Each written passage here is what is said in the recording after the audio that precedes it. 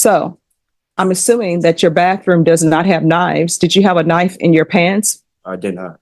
All right. So where does the knife come in? Because he got stabbed. I'm not sure. Welcome to Elite Justice Network. Is calling 2023 CR 8695 State of Texas versus Paul Anthony Petz. Could I have parties announced for the record for the state? Defense? Your Honor, good morning. Frankie Sandoval on behalf of Mr. Petz. And are you Mr. Petz? Yes, Your Honor. All right. You entered a plea of no contest on October 24th, 2023 to the offense of aggravated assault with a deadly weapon. According to the plea bargaining agreement, punishment is to be assessed at a cap of 6 years in the prison. There's an affirmative finding of deadly weapon and the state is silent on your application and there's to be restitution. Have both parties had a chance to review the PSI report, state? No, I haven't. Mr. Sandoval was here. Okay, no problem. I think we only requested the TAP evaluation and criminal history. Yes, Judge. And so do you all have criminal history to tender to me? All right. If y'all need time to get that, I can call the next case. All right, no problem.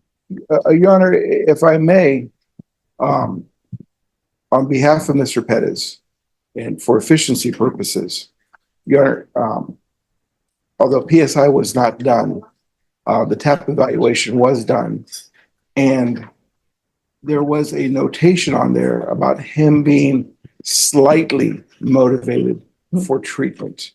And in my discussions with Paul over the last 6 months, shortly after him just turning 18, being arrested for this, he's well aware that his future is at a crossroads, that his entire life is at a crossroads, and that the activity with respect to substance abuse and his experimenting with that needs to change. That was not in and of itself the reason for what gave rise to this incident. Through no fault of his own, financial hardships led his family to living in a, for lack of a better term, a group home, which was a highly stressful situation. Mr. Petz has reflected upon all this. As I said, he had just turned 18 upon his arrest. He's been in custody for 6 months, will not turn 19 for another 6 months. So counsel, let's just wait until the state is ready to give me the criminal history. Well, okay. Well, I was just informing the court with respect to the slightly motivated portion of the TAP evaluation. Oftentimes it comes across as the lack of motivation, where what's really intended is he doesn't want to be a problem to anyone. Okay. All right. Judge, Thank you. Any objections to the court reviewing the? No, Your Honor. In fact, we appreciate it and just judicial dialogue, Your Honor. All right, thank you. That's as an adult, and then PS and previous juvenile. All right, counsel, you may continue.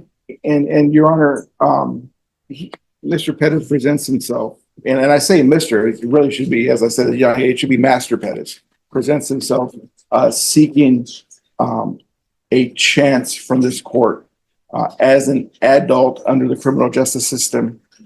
He has not had an opportunity to prove himself, not to the court or to the state or to myself, but to himself and what he can accomplish, especially given the sword of Damocles which hangs over his head should he fall short, if this court in its ultimate wisdom were to allow him community supervision and the opportunity to turn his life around. I was taken by the court's attention paid to another young man earlier today. As odd as this will sound, Your Honor, it may sound odd to everyone in this courtroom, but what I wouldn't give as a 58-year-old male to be in Mr. Pettis's position right now. Even though he's in an orange jumpsuit and in handcuffs, he's 18 years old. And he has his whole future ahead of him, and what I wouldn't give to be 18 again.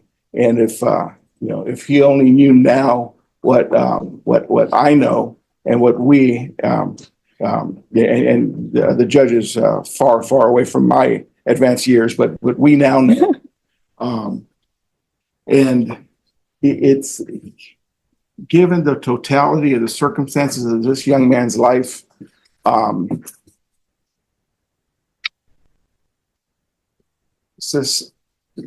Society would not be harmed given the localized tension that gave rise to this event and him being given an opportunity.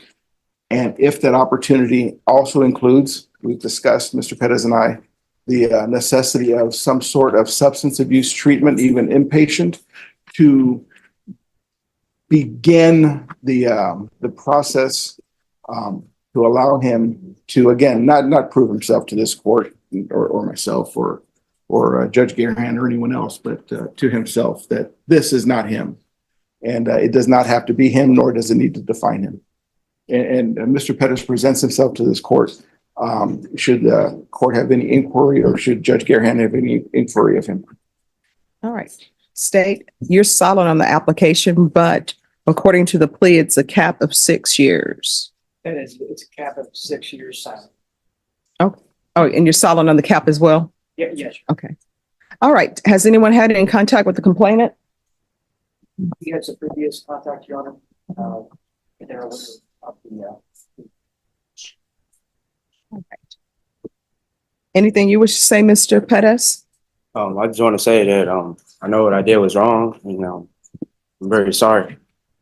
So can you raise your right hand for me, please? Do you solemnly swear or affirm the testimony you give will be the truth and nothing but the truth, so help you God? Yes, Your Honor. All right, you can lower your hand, state your name for the record. Paul Pettis.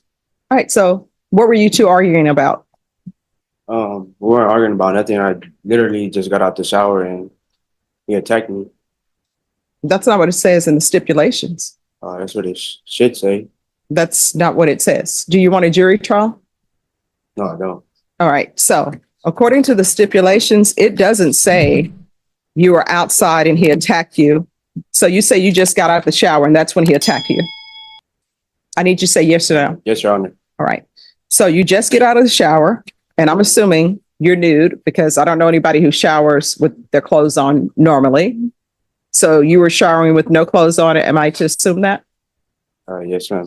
All right. So immediately upon getting out of the shower, did you have a chance to grab a towel or anything of that nature? Yes, ma'am. All right. So you grab a towel. Did you have a chance to wipe off with the towel, or did you just have it wrapped around your body?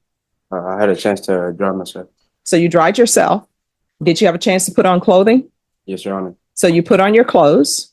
So when you say he immediately attacked you after you got out of the shower, did this happen in the bathroom or where the shower is, or no? No, I got out the restroom. All right. So you're in the restroom, and immediately when you walk out the restroom door, that's when you're saying he attacks you? Yes, he said, "What's up, local?" And I said, "What's up?" And then I turned around and he already had his shirt off and attacked me. So had you stepped out of the bathroom when he attacked you? Yes, I did. All right. So I'm assuming that your bathroom does not have knives. Did you have a knife in your pants? I did not. All right. So where does the knife come in? Because he got stabbed. I'm not sure.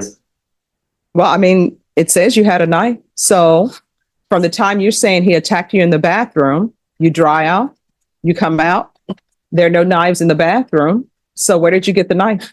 I don't think it was a knife. I think it was scissors. All right. Okay. Is there anything else? Your Honor, on behalf of Mr. Pettis, again, this living arrangement judge, due to the financial circumstances his family was going through, was very tension-filled. Whole bunch of folks living in and it's no excuse. As he said, he apologizes for his action. And listening to the court's dialogue with Mr. Pettis, for clarification purposes, I want to stress that Mr. Pettis is relaying these facts to a court with an 18-year-old's mindset. Courtroom hearing involving an 18-year-old defendant suddenly took a dramatic turn when what seemed like a possible second chance quickly started falling apart. What began as a sentencing hearing soon became a tense exchange that completely changed the outcome of the case. Paul Anthony Petz stood before JudgeStephanieBoyd after pleading no contest to aggravated assault with a deadly weapon. Under the plea agreement, the maximum punishment was capped at 6 years in prison.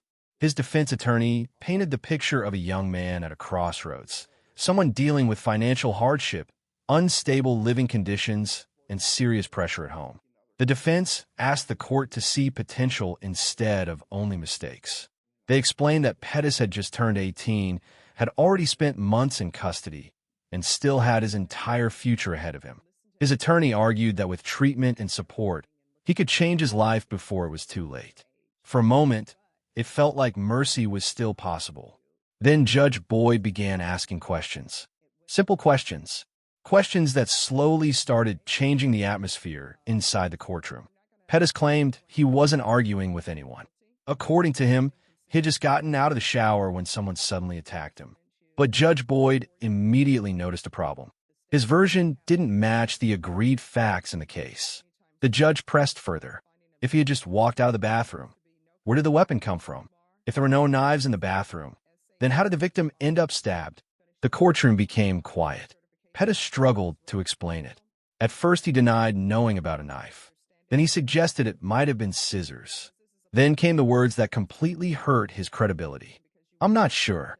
The defense tried stepping in, explaining that Petz was young, immature, and wasn't trying to deceive anyone. But Judge Boyd had already reviewed the evidence.